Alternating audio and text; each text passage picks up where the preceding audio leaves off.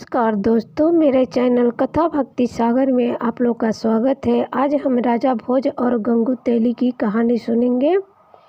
राजा भोज बहुत ही न्यायप्रिय राजा थे। वो अपनी जनता को अपने पुत्रों के समान प्यार करते थे, इसलिए वो प्रतिदिन भेष बदल के अपने नगर में भ्रमण करते थे कि कौन दुखी है, कौन सुखी है, किसको क्या दिक्कत है। वो प्रतिदिन अपने राज्य में घूमते थे, सबका हालचाल छिपके जानते थे। उसी इनके राज्य में एक ब्राह्मण ब्राह्मणी थे, उनको कोई संतान नहीं था।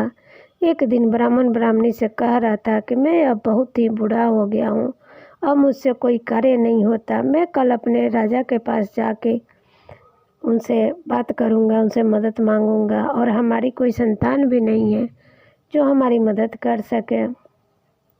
ये सारी बातें राजा सुन रहे थे। दूसरे दिन सुबह ब्राह्मण उनके दरबार में गया। तब राजा ने ब्राह्मण को 100 मोहरों, सोने चांदी की 100 मोहरें दी और उन्हें विदा किया।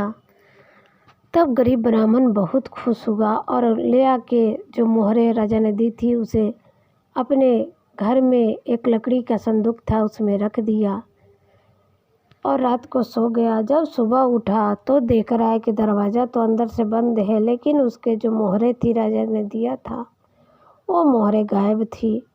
अब वो तुरंत राजा के पास गया, सारी बात बताई, कही, सुनी। तो राजा ने फिर दोबारा उसको 100 मोहरें, सोने चांदी की 100 मोहरें दे के विदा किया। तब ब्राह्मण बहुत खुश हुआ और घर लाके फिर वही संदूक में रख दिया। दूसरे दिन भी मोहरें गायब हो गई।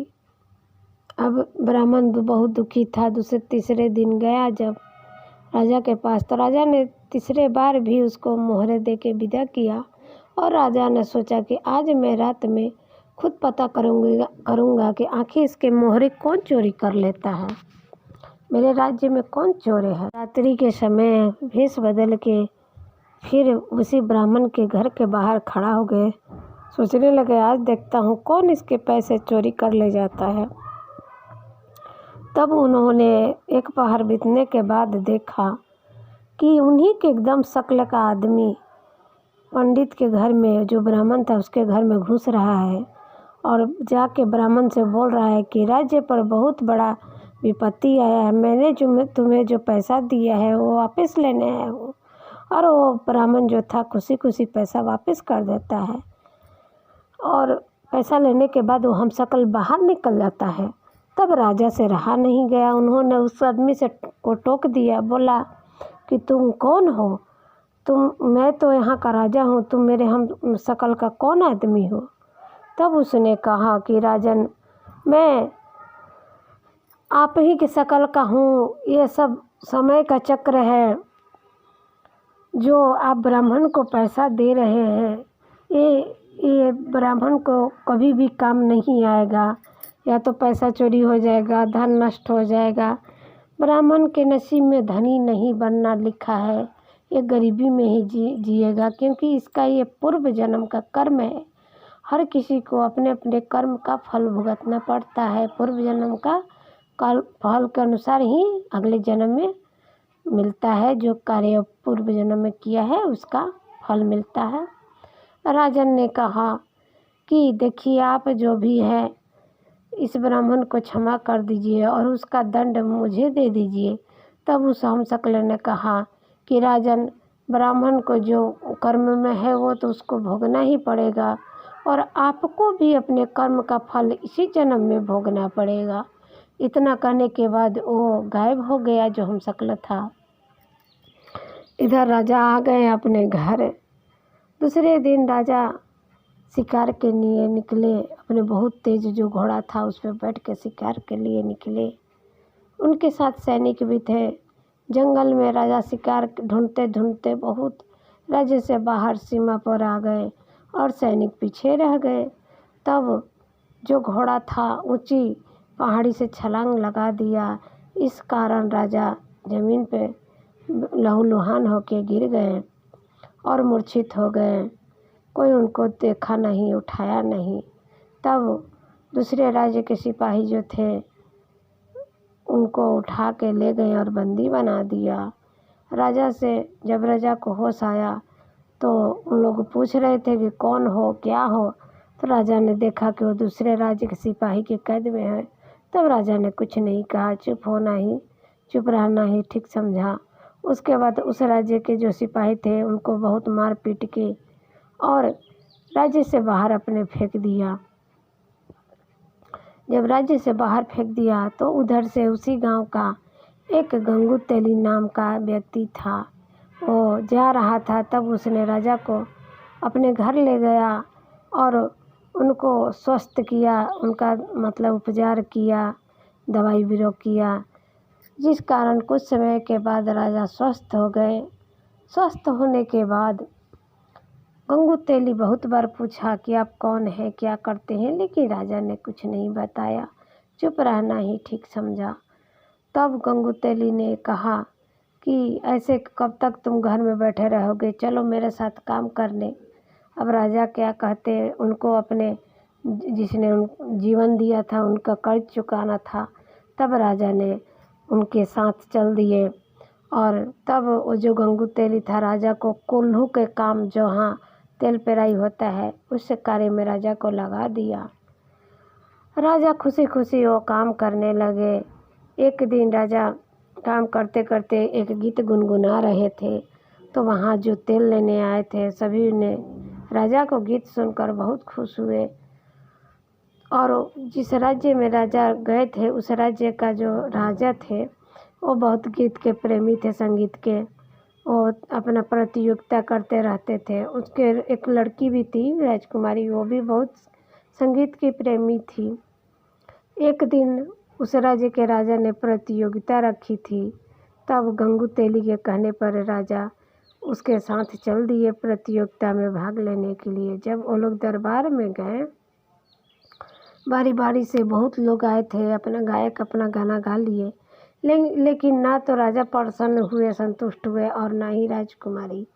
तब गंगू तेली के कहने के अनुसार जब राजा गाने के लिए उठे, गए अपना स्टेज पर, तब उन्होंने गंगू तेली के दास के रूप में अपना परिचय दिया और गाना शुरू किया। जब वो गाना गाने लगे तब राज्य में सब कोई बहुत प्रसन्न हुआ, एकदम मुग्ध होकर उनका गाना को सुना। और राजकुमारी तो गाना ख़त्म होने पर एकदम वाह वाह कर उठी, बोली कि मैं इसी की तलाश कर रही थी, आज तक ऐसा मेरा कोई गायक नहीं मुझे मिला है, मैं इन्हीं से शादी करूंगी। तब राजकुमारी के पिता ने कहा कि पुत्री, जिसके बारे में तुम कुछ नहीं जानती, ये साधारण सा दास है, इससे तुम कैसे शादी कर सकती हो। तब राजकुमारी ने कहा कि नहीं पिताजी, आपको ज़रूर कोई गलतफहमी हुई है, आप इनका परीक्षण कीजिए, ये कोई दास नहीं है, ये एकदम देखने से ही इनका चेहरे का तेज बता रहा है कि ये कोई महापुरुष है, राजा हैं। तब उस राज्य के राजा ने कहा कि ठीक है, मैं इनका परीक्षण करता हूँ। हमारे नगर में एक से एक विद्वान है, मैं 4 विद्वान को बुलाता हूँ और उनसे पूछता हूँ कि सबसे बलवान मतलब तेज कौन है, जो अगर इनका कोई नाम ले लेगा तो मैं इन्हीं से तुम्हारा शादी करा दूँगा। तब राजा ने अपने विद्वानों में से धर्मदेव, कर्मदेव, तपदेव, कुंडदेव को बुलाया और पूछा, सबसे पहला प्रश्न पूछा कि धर्मदेव, आर्यवर्त में धार्मिक युवक कौन है। तो अब धर्मदेव ने कहा कि धारा नगरी के राजा भोज ही आज धार्मिक युवक हैं, उनके जैसा कोई धार्मिक युवक नहीं है। तब राजा ने कहा, अब फिर दूसरा राजा ने पूछा कर्मदेव से कि कर्मदेव तुम बताओ किस युवक के कर्म अच्छे हैं। तब कर्मदेव ने कहा कि राजा भोज के कर्म बहुत अच्छे हैं। उसके बाद उन्होंने तीसरा पूछा तपदेव से कि तपदेव आप बताओ कि धरती पर किस युवक को ज़्यादा तपस्वी मानते हैं। तब तपदेव ने कहा कि राजा भोज ही कई युद्ध में जीवन मृत्यु के बीच पहुंचकर विजय प्राप्त हुई, ऐसे वीर को मृत्यु भी नहीं छू सकती, उनके जैसा तपस्वी कोई नहीं है दुनिया में। तो इसलिए राजा भोज ही सर्वयुग है।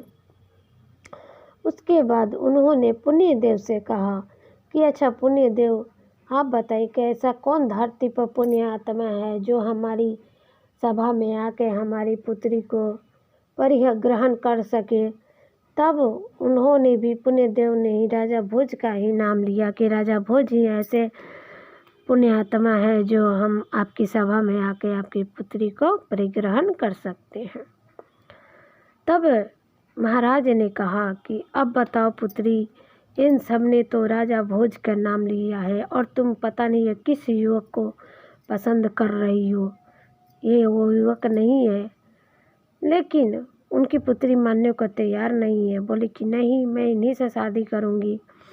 तब अंत में राजा भोज ने कहा कि महाराज, आपके विद्वान गलत नहीं है, आपके विद्वान ने जो भी कहा है वो सब सही है, लेकिन मैं राजा होते हुए भी दर दर की ठोकरी खा रही हूँ। ये मेरे कर्म का मुझे फल मिल रहा है। तब राजा को पता चल गया कि यही राजा भोज है और उन्होंने अपनी पुत्री के विवाह राजा भोज से कर दिया और वो लोग सुखी पूर्वक फिर रहने लगे। तो कहते हैं कि कर्म बहुत बड़ा, कर्म से दूसरा कोई बलवान नहीं होता है, क्योंकि कर्म जैसा कीजिएगा उसका फल आपको ज़रूर मिलेगा। और समय, जब भी समय आएगा तो राजा भी गरीब हो सकता है और गरीब भी राजा हो सकता है। तो इसीलिए कहते हैं कि समय से बड़ा, समय और कर्म से बड़ा कोई बलवान नहीं होता है।